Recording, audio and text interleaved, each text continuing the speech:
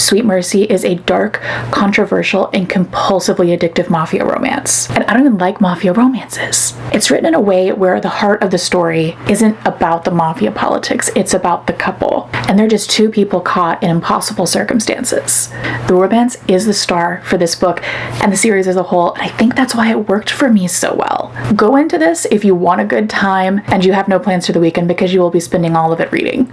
The series kicks off with Sweet Mercy, where we meet our main character, Mercy, and her only goal is to protect her father, who has been wrongly imprisoned. And that determination puts her directly in the path of Gabriel. He is ruthless and magnetic and a son of a crime boss, and he offers her father protection in prison. This is the controversial part. In exchange for herself. And this twisted bargain turns into this game of power and lust and control, and hate and desire are blurred. And it sounds like a dark setup, and it is a dark setup. But if you kind of just are like, I'm just rolling with this to roll with it, and you'll have to trust me that it doesn't get dark, just gets dark. I'm gonna kind of talk about the series as a whole in here and let you know before I start each new book. So the second book, I feel, is when we really start to see the layers of Gabriel underneath like this scoundrel facade that he's put on. Though, to be fair, isn't all a facade? He is a little bit of a scoundrel. Something that I noticed that I really thought was cool was that the nightclub, the Empire nightclub, it was more than just a backdrop. It was kind of representative of Gabriel's control, his desire to break away from like the family legacy.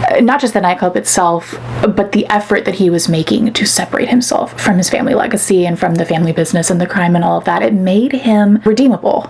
It made me want to know what more was underneath who I saw as this character who, made a bargain that makes him very much a shitty person and toxic. But it gave me a little, is he redeemable? Like, I was curious.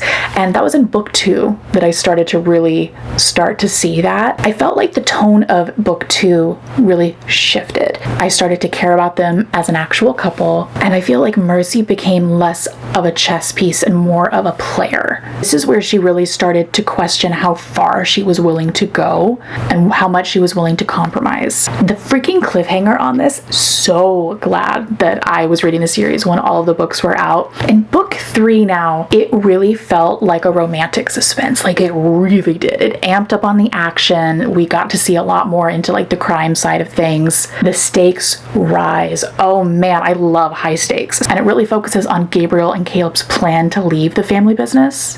Though, the 4th book, I think it should have just been like with the 3rd book. There was heavy action, there was some emotional payoff though, and we finally get to see Mercy get some agency back. Have you guys read her Wolf Hotel series? I actually read that series before this one, though this one is older, and I totally devoured that one. I hope you guys enjoyed this. Let me know if you like these mini reviews or like mini series reviews. I'm debating whether or not I want to do like full length reviews like I used to do, like 20-minute reviews. Let me know how you guys feel about that, but I'll talk to you guys later. Bye.